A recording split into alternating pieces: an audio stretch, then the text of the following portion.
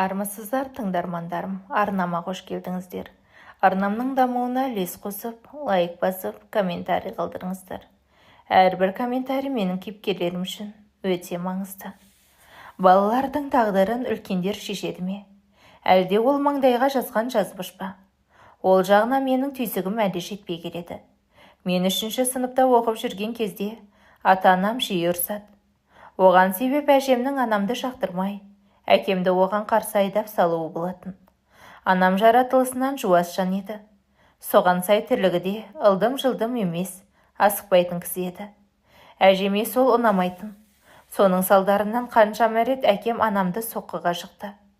Екеуінің арасындағы жанжал туралы нағашыларыма да жеткен соң, анам бізді алып төркініне кетуге мәжбүр болды. Сонда менен кейін 2 сіңілім бар. Анамның 4-ші балаға аяғы ауыр. Біз нағашы жұртқа келген соң, өз үйімізді сағынып жылайтынбыз. Әкем талай рет соңымыздан іздеп келді. Анам бармай қойды. Сенің шешеңнің қырсық мінезіне шыдай алмаймын. Сол үшін талай рет сенен таяқ жедім. Мен шаршадым. Енді бөлек шықпасаң келе алмаймын ол үйге, деді. Үйіндегі жалғыз ұл, әкем де анасын тастап кете алмаған. Сонымен әкем қанша қалағанымен, анам екеуі қосылмады. Ойда жоқта біз нағашылардың қолында тұрып, жаутаңдап, ғұмыр кешуімізге тура келді. Анам 3 ағайынды еді, ағасы мен інісі бар. Ағасы көп сөйлемейтін тұйық жан. Ол отбасымен біз барған соң көп ұзамай бөлек шығып кетті. Ал інісі ол кезде үйленбеген екен. Нағашы әжем суық, адуынды, қатал адам еді. Адамды жақсы көргенін де, жек көргенін де ажырата алмайсың түріне қарап. Атам өте жақсы, сабырлы, ауылына сыйлы кісі болды. Сол кісінің мейірімі бізге қуат беретін. Көп болмай, біз ол жерде бөтен екеніміз біліне бастады. Анамның інісі қит етсе анаммен ұрысып, жақсы болсаң байдан ажырасасың ба деп тиісе беретін болды. Заты жуас анам бейшара жылайтын да қоятын. Біраз уақыттан кейін анам бейшара өз үйіне өзі сыймады. Інімді босанған соң, ол жасқа толғанда, нағашы әжем оны өзінің алыс туыс, әйелі өлген інісіне тұрмысқа шығуға үгіттей бастады. Қаламағанына қарамастан мәжбүрлі түрде соған ұзатты. Мен анама, бізге өгей әке керек емес, өз әкеміз керек, оған тұрмысқа шықпашы деп жалынатынмын. Сонда анам 30-ға да толмаған екен. Анам көз жасын көл етіп жылайды да отырады. Біз үлкен сіңілім екеуміз анаммен баруға қарсы болып, нағашыларымның үйінде қалдық. Анам інім мен кіші сіңілімді алып кетті. Барған соң анамның аяғы ауырлаған екен. Қысқы демалыста әжем сіңілім екеумізді анама қонаққа жіберді. Өгей әкеміздің 5 баласы бар екен. Әйелі өлген соң оларды интернатқа тапсырыпты. Қарайтын адам болмаған соң.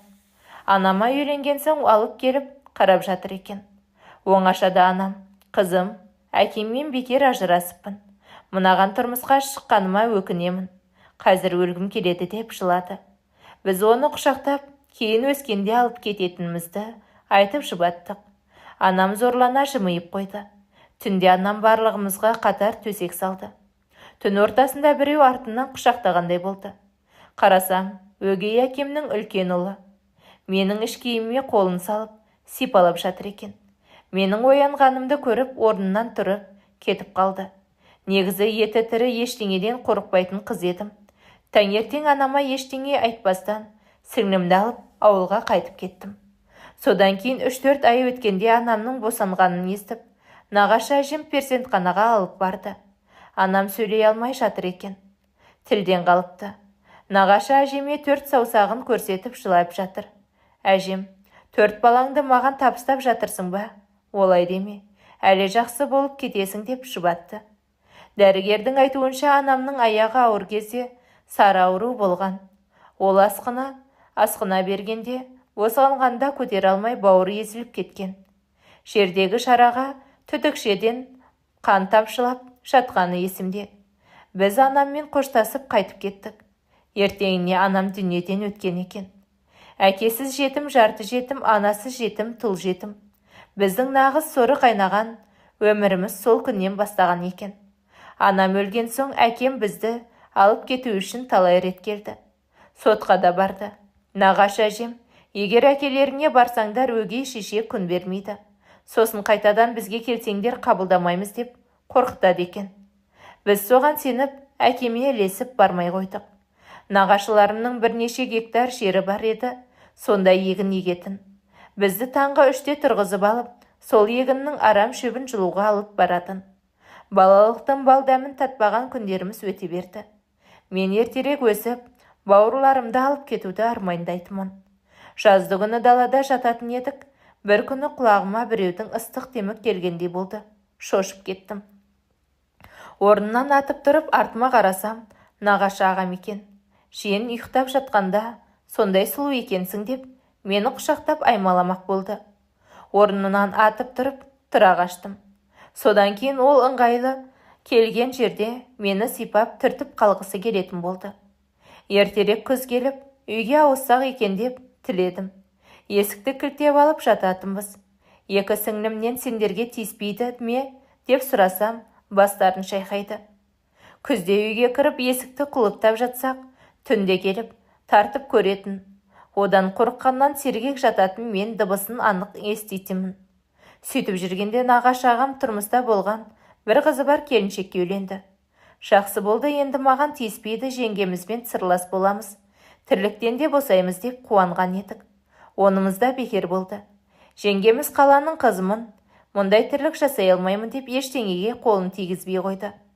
Кешке жатарда бір шара нан аштып, таң атпай тұрып аяғымның астына орындық қойып тұрып, табаға салып, табаға нан пісіріп, содан кейін ғана сіңлім екеуміз сабаққа кететінбіз. Сол үйдің барлық тірлігі біздің мойнымызға артылды. Қаршадай болсақ та отымен кіріп күлмен шығатынбыз. Жеңгем нағашы атама, мен сенің құлың емеспін, мына жетімектеріңді интернатқа тапсыр деп талай ұрсыпты. Атам қолының күші барда жеңгемді қуып та жіберді. Менің кеудемде жан барда бұлар ешқайда бармайды. Сен қарап қиналып жатқан жоқсың деп айқайлады атам. Олардың 5-6 сиыры бар еді, бәрін мен сауатымын. Бір күні жүгіріп кіріп, асығыс сиыр сауайын деп жатқан едім. Артымнан қарулы қолдар құшақтай алып, бетімнен, ернімнен сүйе бастады. Бұрылып қарасам нағашы ағам екен. Бар күшімді жинап, әрең сытылып шықтым да үйге қарай жүгірдім. Нағашы әжеме болған жайды көз жасыма тұншығып айтып бердім. Әжем әдеттегідей жүзінде не таң қалу, не қорқу да жоқ, қарап отырды. Үніңді өшіріп тыныш жүр, қатын. Елдің арасына іріткі салмай деді. Одан кейін мен кімге барып шағынарымды да білмей дал болдым. 3 қыз оңашада құшақтасып жылап, анамыз тірі болғанда ғой деп егілетінбіз.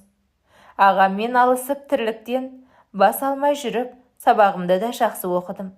Журналист болуды армандаған едім. Аудандық газеттерге мақалада жазатынмын. Сөйтіп, қиналып жүріп, 16-ға толдым. Мектеп бітірдім. Оқуға түсуге кеткелі жүретім, нағашы атам ауырып, үйдегілер биыл оқуды қоя тұр деді. Бір жағынан, бауырларымды тастап кетуге қимай, амалсыз тағы 1 жылды ауылда өткіздім. 17-ге толған соң қалаға оқуға түсуге келдім. Оқуға тапсырып жатақханаға орналастым. Бірақ сабақ басталмай тұрып, мені өзімнен 10 жас үлкен еркек алып қашып кетті. Ағамнан әбден қорқып қалғанмын ба, абыройым барда босаға аттайын деп дедім бе, жан-жақтан қаумалаған кісілерге көніп қалып қойдым. Енем өте жақсы кісі болатын. Анамның жоғын түсінгендей, маған бар мейірімін төкті. Күйеуім үйінің кенжесі екен, алғашында жап-жақсы жүрді де, кейіннен ішіп келіп қол көтеретін шығарды. Мен сұлу болатынмын, бас аяғы 3-4 айда құр сүлдерім қалды. Кешке дейін келіндік міндетімді атқарып, төсекке әрең жетсем, ол мазамдалатын. Бар ойы сол болып таңға дейін мазамдалатын. Бірде төркіндегі жеңгемнің інісі үйленіп, соның тойына бардық. Нағашы әжем менің дегемдегі көгерген жерлерді көріп, барғаныңа 9 ай енді болды, әлден ұрып жатыр ма? Құрысын, бармайсың, ұрғызып қоятын қызым жоқ деді. Мен жас болдым ба, күйеуімді жалындырғым келді ме? Қала бердім төркінімде. Жеңгем де қуанып жүр. Сөйтсем ол саудамен айналысатын көрінеді, мені бала қарап, бұрынғыша үй тірлігін жасайды деп қуанған екен. Содан бір аптада келемін деп кетті де, қайта оралмады. Арада 2 ай өткенде достары ағама, сенің әйеліңді көрдік, бір жігітпен сауда жасап тұр. Анауың бүгін ертең қайтпайды-ау депті. Ағам ашуланып үйге ішіп келді де, бәрін қирата бастады. Мен онымен алысып қойдыра алмай жүрмін. Кенет ол мені құшақтап алып, әр жерімді сипалап, сүйе бастады. Мен сені сүйемін, саған ғашықпын. Баяғыда сен маған тигенде ана қатынды алмас едім. Екеуміз ешкім білмейтін алысқа кетіп қалар едік деп жатыр. Сіз менің ағамсыз, мен сіздің қарындасыңызбын. Қойыңыз аға, есіңізді жиыңыз деп қойдыра алмай арпалысып жүріп, оны итеріп жібердім. Өзім сыртқа қаша жөнелдім. Есіктің алдында егінге су келіп жатқан. Ол мені таппасын деп арыққа жата қалдым. Ағам сыртқа шығып боқтап, мені бағалағаттап жүр.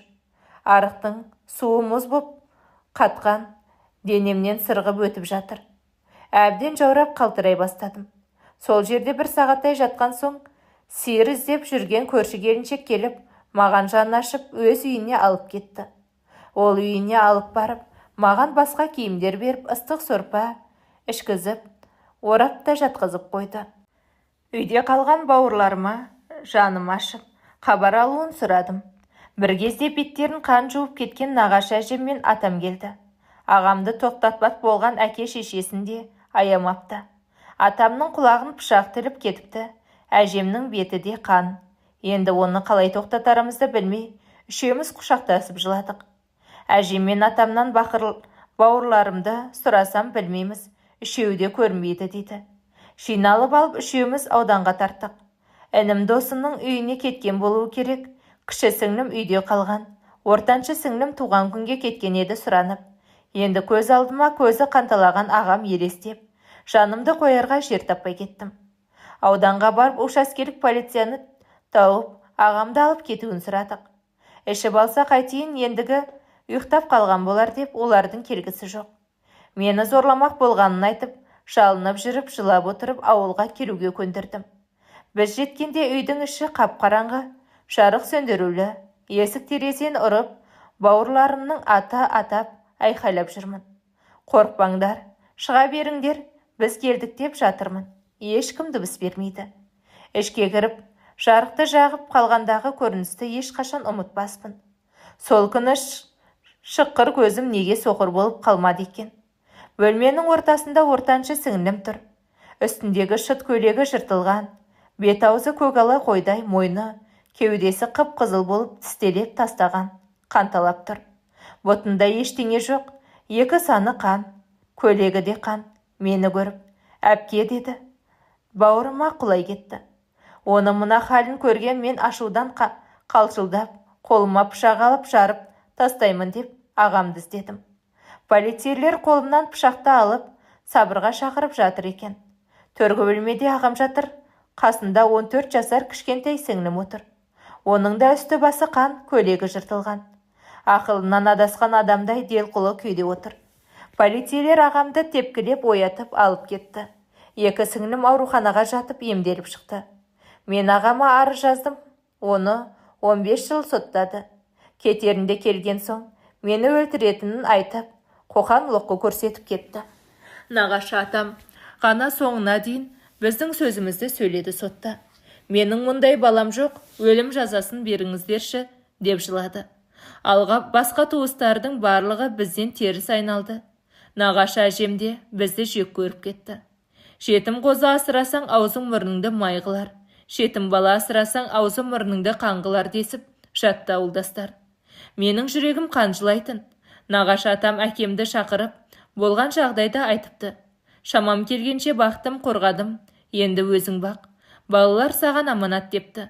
Содан әкем 2 қарындасым мен інімді алып кетеді. Бірақ соры қайнаған бауырларым ол үйге де симапты. Әкем 15 күн басқа қалада жұмыс жасайды екен, 15 күн үйде. Сол әкем кеткен кезде өгей шешеміз әкемнен туған 2 қызымен бірігіп, келген жақтарыңа кетіңдер деп сіңілдерімді ұрады екен. Әкем келгенде бар жылы жұмсақты беріп, асты үстіне түсіп жатсам да, қыздарыңның қабағы ашылмайды. Олар еркек көріп үйренген, соны аңсап жүр дейді екен. Екі қыз қашып келген соң әкем іздеп келгенде жоқ. Мені қарабет қылды, ол екеуі дейді екен. Өгей шешеме сенген болып тұр ғой, інім сонда қалыпты. Шақшадай басымыз шарадай болып жүргенде, менің енем мен күйеуім келіп, бауырларымен бірге алып кетті. Басқа барар жері жоқ, мен оғанда көндім. Күйеуім ескі әдетіне басып ұра бастады. Қайнап келерімде күн бермейтін. Тек алтын енем үшін бәріне шыдадым. Өзімне де сіңілеріме де қамқор болдым. Сол үйден ортаншы сіңілім тұрмысқа шығып кетті. Кіші сіңілім 3 айдан кейін бақилық болды. Ағам күрзі етікпен тепкілей бергенде өкпесіне зақым келген екен. Содан сары су жиналыпты. Біз оны білмегенбіз. Солай өрімдей сіңілім сөнді де қалды. Ортаншы сіңілім тұрмысқа шыққан соң көтерген екен. Ол бала үстінде қайтыс болды. Солардың уайымның шашым бір-ақ күнде ағарып кетті. Арада күн, жыл өтсе де күйеуім еш өзгерген жоқ. Ішіп келеді, ұрады. Бірде енем, қарағым, бұл бізге еркелеп жүрген шығар, өздерің басқа жаққа барып, өмір сүріп көріңдер деп шығарып салды. Бірақ адам болмайтын адамды қанша сүйресең де адам болмайды екен. 9 жыл біреудің малын бақтық, бар бейнетті балалармен бірге жасадық. Күйеуім сылқия тойып келеді де қырғын салады. Қалаға келген соң жиған ақшаныма үй алдық. Мен жұмысқа орналастым. Күйеуім қызғанып ұрыс шығаратын. Не өзі жұмыс жасайын демейтін. Сөйтіп жүріп енеге тәуелді болып қалды. Соңғы кездері үйден қайнатып алып жүрді. Ақыры ажалы сол енеден болды. Мөлшерінен асырып салып, түбіне сол жетті. Жақсы әйел жаман еркекті адам қылады дегенде бос сөз. Мен күйеуімнің бар қылығына төзіп, үй болып кетеміз деп үміттендім. Бірақ ол еш өзгермеген күйі өмірден өтті. Менің жүйкемді жұғартып, ауру таптым. Інім әкемнің қолында өсті. Оның да араққа салынып кеткенін естіп, іздеп тауып алдым. Жұмысқа орналастырайын десем өкпесі қабынған, туберкулезге шалдыққан екен. Ауруханаға алып барсам, ондағылар бомж ғой деп жатқызғысы келмепті. Бомж адам емес пе деп дауласып жатқыздым. Кейін апта сайын ыстық тамағымды алып барып жүрдім. Соңғы барғанымда ауруханадан қашып кеткенін айтты. Оны базар маңынан ішіп жүргенін көріп, мынау не жүріс деп едім. Оның менімен сөйлескісі де келген жоқ. Өзінің өміріне араласпауымды сұрады. Сен мені, мен сені танымаймыз. Менімен жұмысың болмасын дейді. Інім біреулермен бірігіп ұрлық жасап, 5 жылға сотталып отырып келген екен. Содан кейінгі өмірі осылай жалғасып жатыр. Мен солардың барлығын уайымдап, жаман ауруға шалдықтым. Нағашы ағам сол сотталған күйде оралмады. Түрмеде жатып өлді. Қазір 4 ұл, 1 қызым бар. Өткен өміріме көз тастасам, бақытты болып, күліп жүрген кезім болмапты. Бала болып ойнайды алмадым. Бауырларыма алаңдап, нағашыларының көңіндей болып өтті ол күндер. Тұрмысқа шыққан соңда әйел болып нәзіктігімді сезіне алмадым. Еркек сияқты өмір бойы өз арбамды өзім сүйреп, бала шағамды асыраумен келемін. Енді Алла жақсылықты балаларымнан көрсетсе екен деп тілеймін. Осылардың бағына маған да ұзақ ғұмыр берсе екен. Осы балапандарым жамандық көрмей өссе деген тілегім бар. Алтын қыздар, сіңілдерім, әйелдер қауымы. Егер еркек шетін, ұратын, шегетін болса, сізді адам деп сыйламаса, ондай адамнан ертерек іргеңізді аулақ салыңыз. Ол өзгереді екен деп гүлдей ғұмырыңызды қор етпеңіздер. Өмірді әркімге қор болып сүрмеңіздер. Балалар әкесіз өкіспесін деп шыдаймыз да, сол балаларға да қанша травма болып жатқанын ескермейміз. Әр адам бақытты болуға лайықты. Сіз өзі өміріңізді дұрыстауға тырыспасаңыз, өзгенің де ештеңесі кетпейді. Азапқа толы ғұмырда менің түсінгенім осы. Барлық әйелдер бақытты болыңыздар, аман болыңыздар. Әңгіменің соңы. Зейін қойып тыңдағандарыңыз үшін алғысымыз шексіз.